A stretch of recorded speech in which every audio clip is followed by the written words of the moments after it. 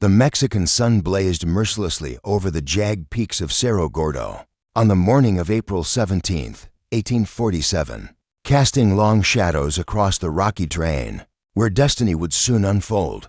General Antonio López de Santa Anna stood atop the highest ridge, his weathered hands gripping his telescope as he surveyed the strategic mountain pass that guarded the road to Mexico City. Below him, over 12,000 Mexican soldiers had transformed the natural fortress into what appeared to be an impregnable defensive position, their artillery pieces glinting like deadly jewels among the stone fortifications.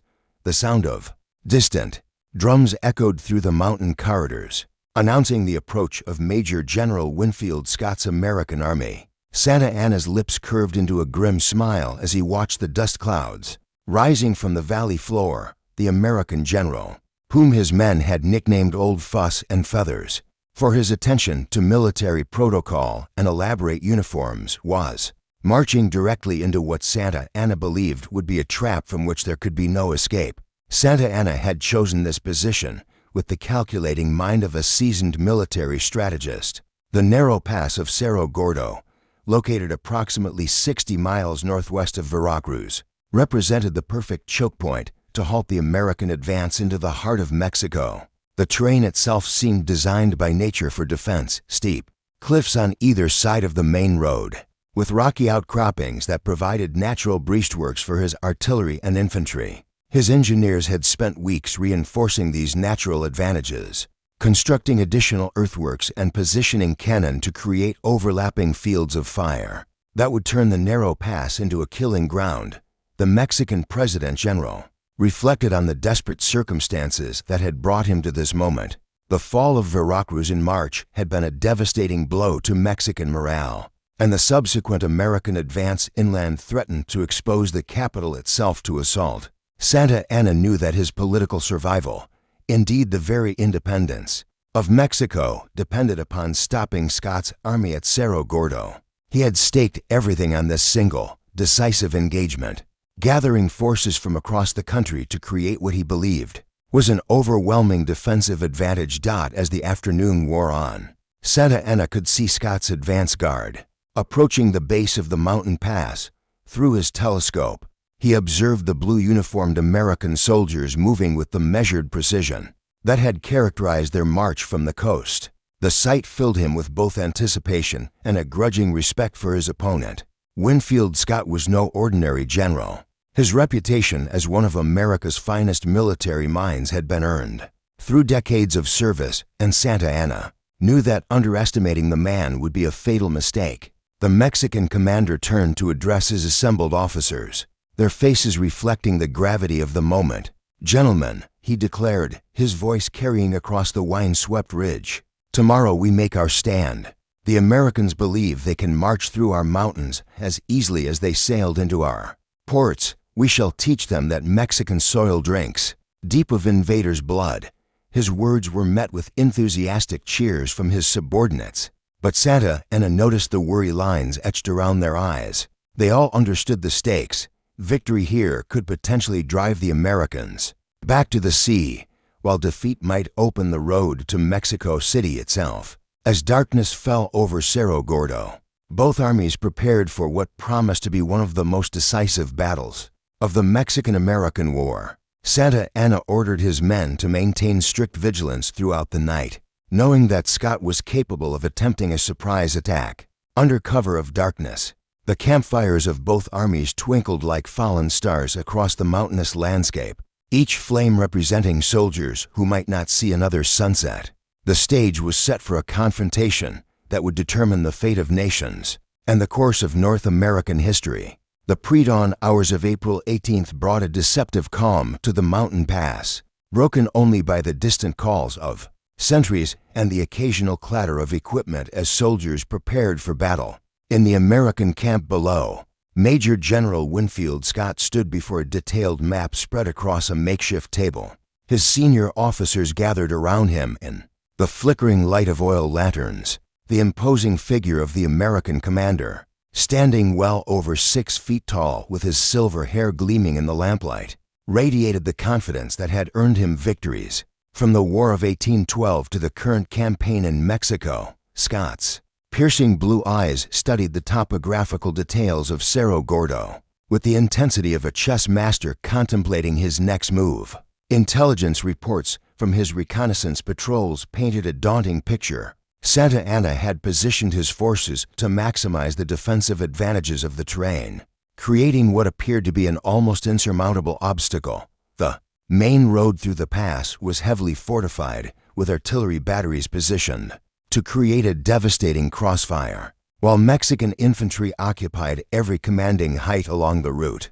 "Gentlemen," Scott addressed his assembled officers, his voice carrying the authority of decades of military experience, "we face a formidable challenge.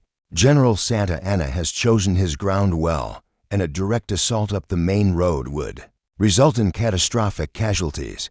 He paused, allowing his words to sink in before continuing. "However, I have not brought this army across an ocean and through the jungles of Veracruz to be stopped by a mountain pass. We shall find another way." Among the officers listening intently to their commander was Captain Robert Edward Lee of the Corps of Engineers, a young Virginia aristocrat whose keen intelligence and innovative thinking had already caught Scott's attention during the siege of Veracruz. Lee had spent the previous day conducting a daring reconnaissance mission through the seemingly impassable terrain on the American left flank, searching for an alternative route that might allow them to outflank Santa Anna's position. His report would prove crucial to the battle plan that was about to unfold. According to historical accounts documented by the American History Central Archives, Scott's strategy represented a masterpiece of tactical innovation that would become a textbook example of military flanking maneuvers.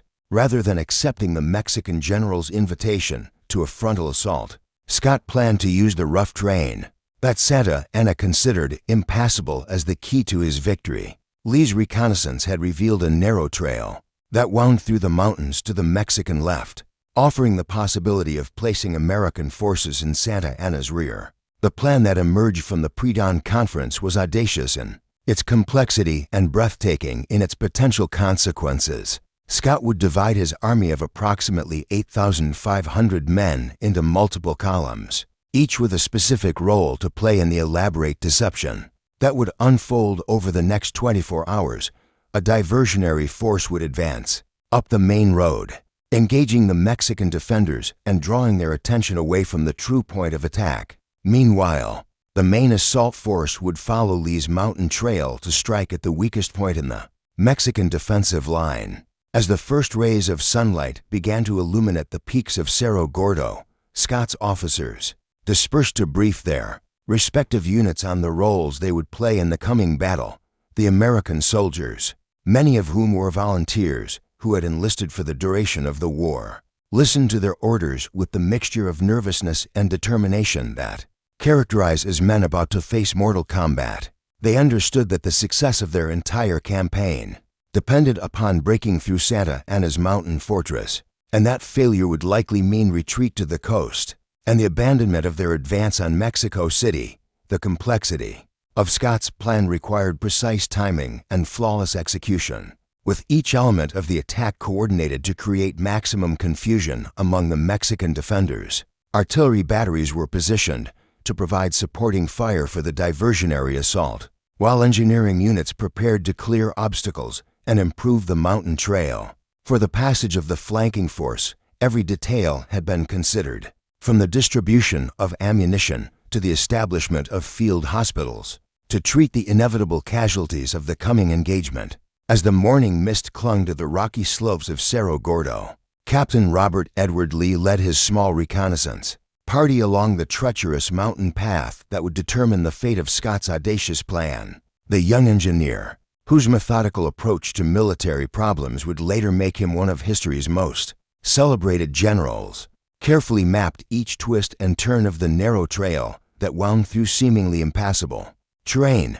Behind him, a select group of soldiers struggled with ropes and engineering equipment, working to widen the path sufficiently to allow the passage of artillery pieces and larger military units.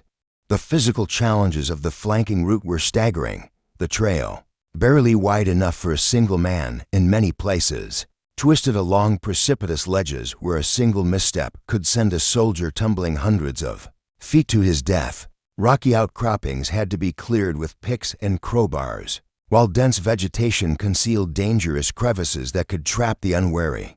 Lee's engineering expertise proved invaluable, as he identified the critical points where improvements were necessary to make the route viable for military operations. Meanwhile, in the Mexican positions overlooking the main road, Santa Anna maintained his confident demeanor despite growing concerns about American intentions. His scouts had reported unusual activity in the American camp during the night, with columns of soldiers moving in directions that seemed to make little tactical sense. The Mexican generals experienced I told him that Scott was planning something more sophisticated than a simple frontal assault, but the apparent impossibility of movement through the rough terrain on his flanks had convinced him that his position remained secure. The diversionary attack began at precisely 8 o'clock in the morning, as American artillery opened fire on the Mexican positions commanding the main road. The thunderous roar of cannon echoed through the mountain pass, sending flights of startled birds wheeling through the smoke-filled air. Mexican gunners responded immediately, their own batteries adding to the deafening cacophony that announced the beginning of the Battle of Cerro Gordo. Santa Anna watched with satisfaction as American infantry columns advanced up the road, apparently confirming his prediction that Scott would attempt the very frontal assault that the terrain seemed to demand. However, the American advance up the main road was carefully calibrated to appear more threatening than it actually was. Scott had positioned his most experienced units in the diversionary force, knowing that they would need to maintain the illusion of a serious assault, while avoiding the catastrophic casualties that a genuine frontal attack would produce. The soldiers advanced in textbook formation, their bayonets glinting in the morning sun, but their officers had strict orders to withdraw if Mexican resistance became too intense. While the sound of battle drew Mexican attention to the main road, Lee's engineering party had succeeded in opening a path through the mountains that would allow Scott's flanking force to reach positions behind Santa Anna's defensive line. The work had required superhuman effort, with soldiers literally carving footholds into solid rock and constructing improvised bridges across mountain streams.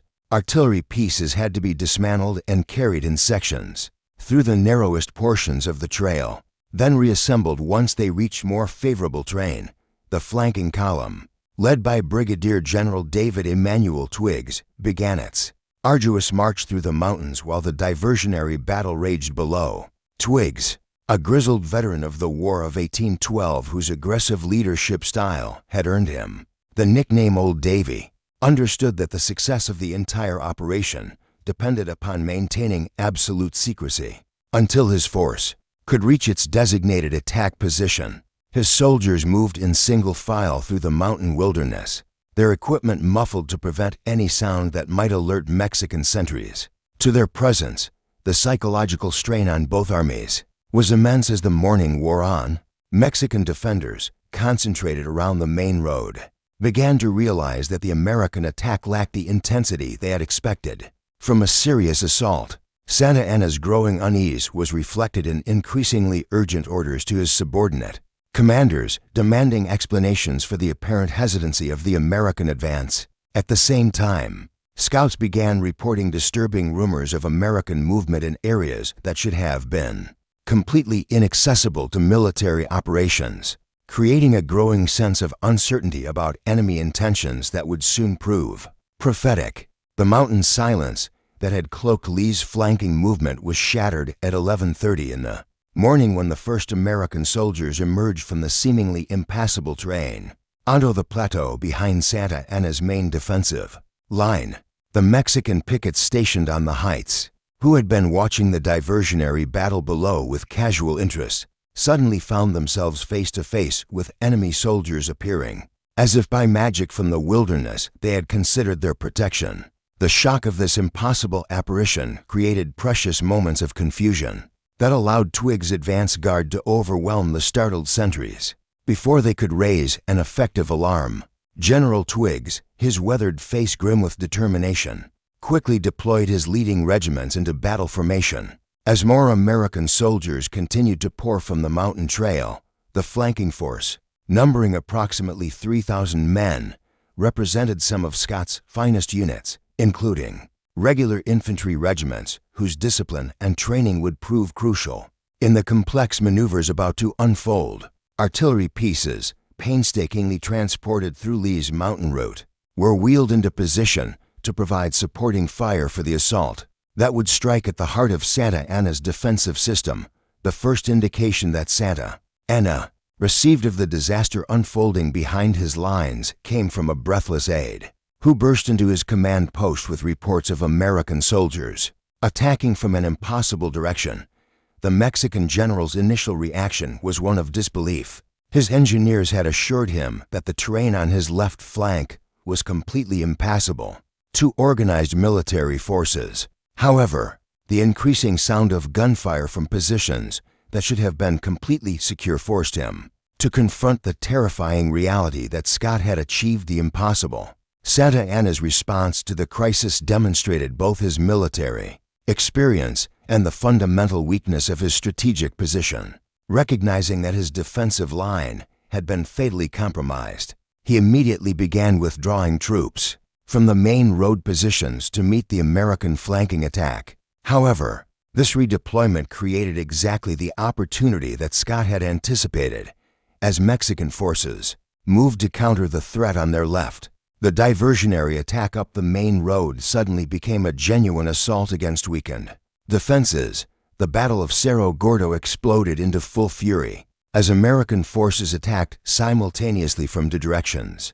Twiggs' flanking column drove forward with the momentum of surprise, their battle cries echoing off the mountain walls as they charged into the confused Mexican defenders. At the same time, the diversionary force on the main road pressed home their attack with renewed vigor, taking advantage of the weakened opposition to seize key positions that had been impregnable just hours earlier. Captain Lee, whose reconnaissance and engineering work had made the flanking movement possible, found himself in the thick of the fighting as he guided artillery pieces into positions from which they could enfilade the Mexican defensive line. The young engineer's coolness under fire and tactical acumen caught the attention of his superiors, marking the beginning of a military reputation that would eventually make him one of America's most famous generals. His detailed knowledge of the terrain allowed American commanders to exploit every advantage of their hard-won positions. The Mexican defense,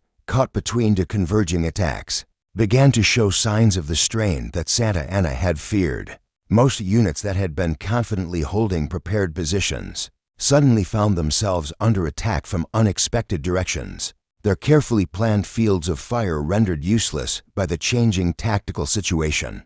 Communication between different parts of the Mexican line became increasingly difficult as American forces seized key terrain features and severed the routes that Santa Anna's messengers had been using to coordinate the defense. Santa Anna himself, recognizing that his position was becoming untenable, made the difficult decision to authorize a fighting withdrawal rather than risk the complete destruction of his army. The Mexican general understood that losing his entire force at Cerro Gordo would leave Mexico City defenseless, while a controlled retreat might preserve sufficient strength to make another stand closer to the capital. However, transforming a defensive battle into an organized withdrawal while under attack from multiple directions would test the discipline and training of his soldiers to their absolute limits. The careful discipline that had characterized the early phases of the Battle of Cerro Gordo began to dissolve into chaos as Santa Anna's fighting withdrawal degenerated into something approaching a rout. Mexican units, ordered to fall back from positions they had held with confidence just hours earlier, found themselves under relentless pressure from American forces, who sensed that victory was within their grasp. The mountain passes that had seemed like natural fortresses in the morning now became traps that channeled the retreating Mexican army into narrow corridors where American artillery could inflict devastating casualties. General Twiggs, his blood up from the success of the flanking attack, pressed his pursuit with the ruthless efficiency of a veteran Indian fighter. His soldiers, elated by their breakthrough, surged forward through the Mexican positions with a momentum that proved impossible to stop. Artillery pieces captured from the enemy were turned around and used to shell the retreating columns, while American cavalry units that had been held in reserve during the mountain fighting now found opportunities to exploit the broken terrain and harass the Mexican withdrawal. The collapse of organized resistance at Cerro Gordo revealed the tactical genius of Scott's battle plan and the crucial importance of innovative thinking. In military operations, what had appeared to be an impregnable defensive position had been transformed into a death trap through the application of engineering skill and tactical audacity. The battle demonstrated that natural obstacles, no matter how formidable they might appear, could be overcome by determined leadership and careful planning. Santa Anna, his carefully constructed defensive strategy in ruins, struggled to maintain some semblance of command control as his army streamed away from the battlefield. In increasing disorder, the Mexican general's attempts to establish rallying points for his retreating forces were frustrated by the relentless American pressure and the difficult terrain that hampered communication between scattered units. Artillery pieces, laboriously positioned to defend the pass, were abandoned as their crews fled to avoid capture, providing the Americans with valuable additions to their own firepower. The human cost of the Mexican defeat at Cerro Gordo was staggering in both immediate casualties and long-term strategic implications. Hundreds of Mexican soldiers lay dead or wounded among the rocky slopes, where they had confidently awaited the American assault, while thousands more were streaming away from the battlefield as prisoners or demoralized fugitives. The psychological impact of the defeat would prove even more damaging than the immediate military losses. As news of Santa Anna's failure spread throughout Mexico and undermined confidence in the government's ability to resist the American invasion, Captain Lee, whose engineering skills had made the victory possible, found himself promoted to major as a direct result of his contributions to the battle.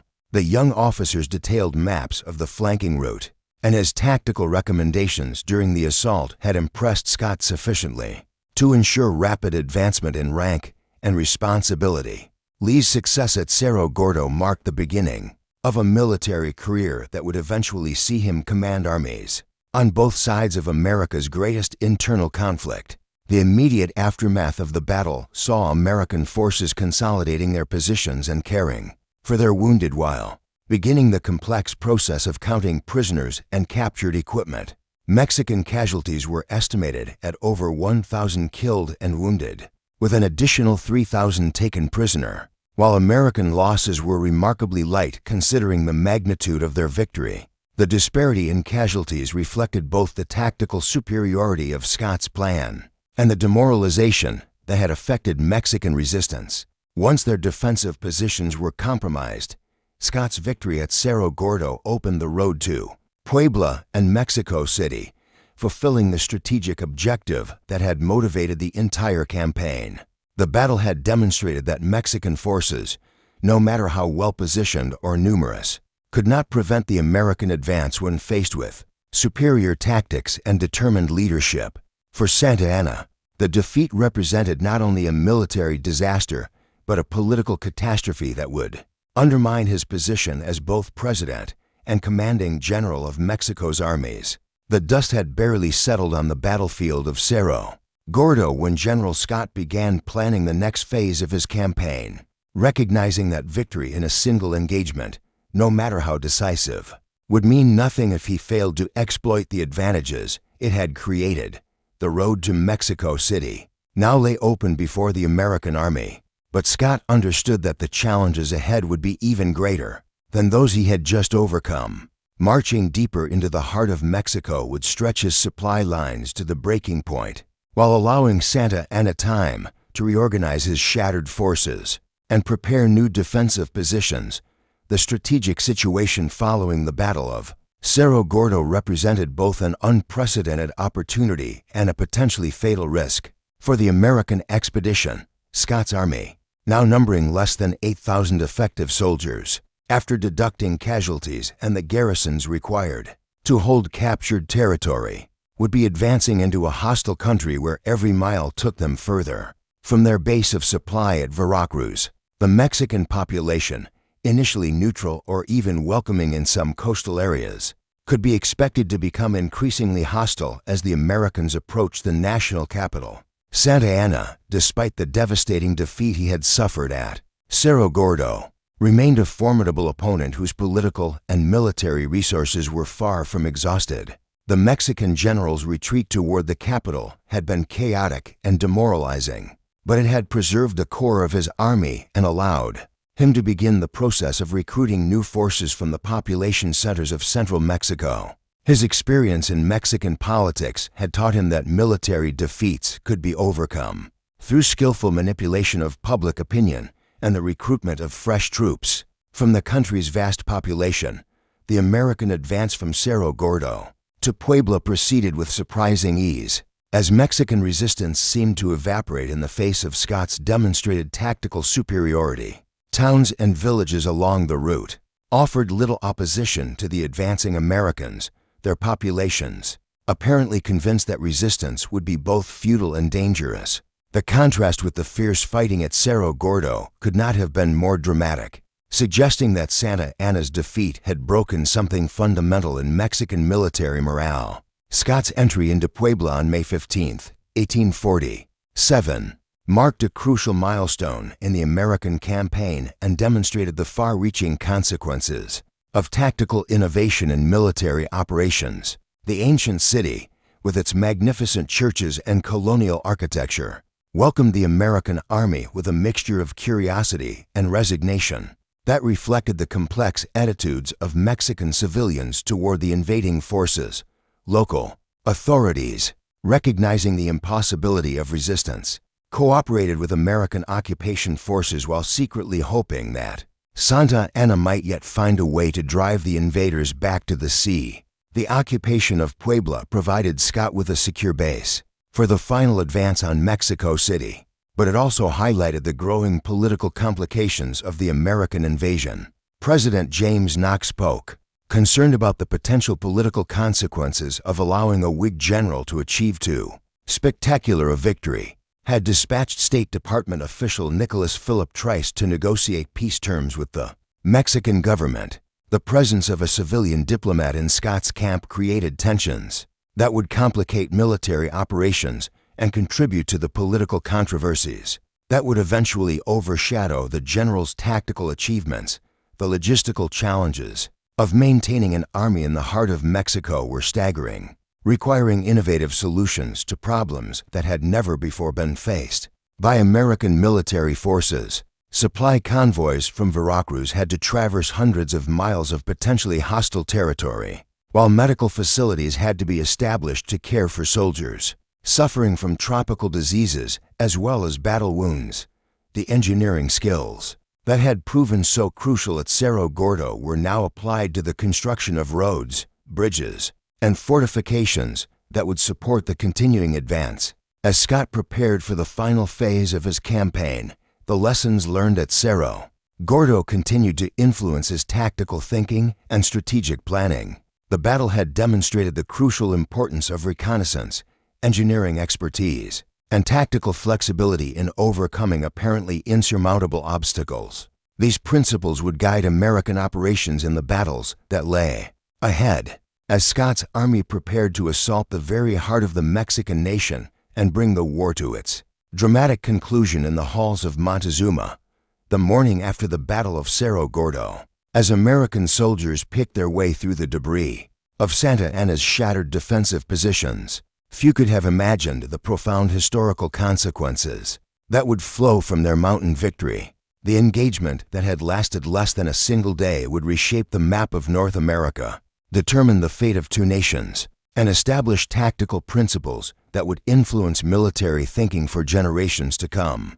Captain Robert Edward Lee, exhausted from his role in the flanking movement that had made victory possible, sat sketching the battlefield in his journal, unconsciously documenting one of the most significant American military achievements of the 19th century.